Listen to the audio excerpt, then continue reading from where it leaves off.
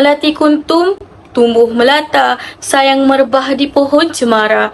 Assalamualaikum, mulanya kata, saya sembah pembuka bicara.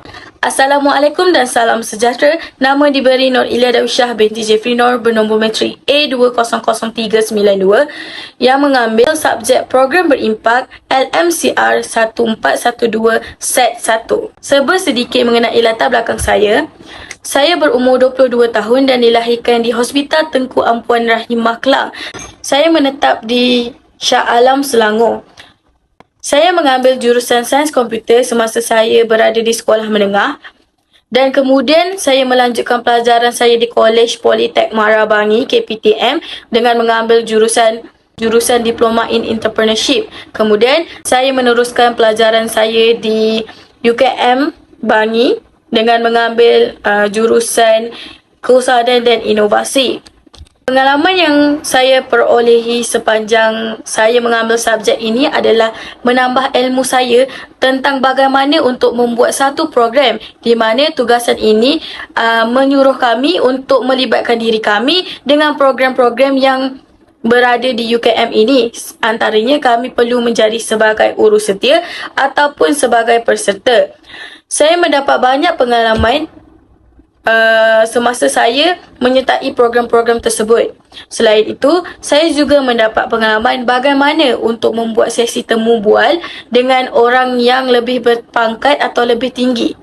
Seterusnya, ilmu yang saya dapat pelajari adalah bagaimana untuk menguruskan sesuatu program yang teratur dan memberi manfaat kepada kita. Saya juga tahu serba sedikit tentang setiap tugasan yang dilakukan. Apa yang saya dapat seterusnya ialah semasa menjadi urus setia, saya juga tahu bahawa setiap urus setia perlulah berganding bahu dan bekerjasama untuk memastikan program itu berjalan dengan lebih lancar. Yang terakhir, cara mengaplikasikan ilmu yang dipelajari sepanjang saya mengambil subjek ini ialah saya sudah mahir berkomunikasi di depan orang ramai ataupun saya juga mahir berunding dengan orang yang lebih berpengalaman atau lebih berpangkat. Saya juga boleh menggunakan segala ilmu yang dipelajari ini di masa hadapan dengan membuat satu program yang bagus dan yang lebih bagus, bermanfaat dan lebih berfaedah kepada orang lain.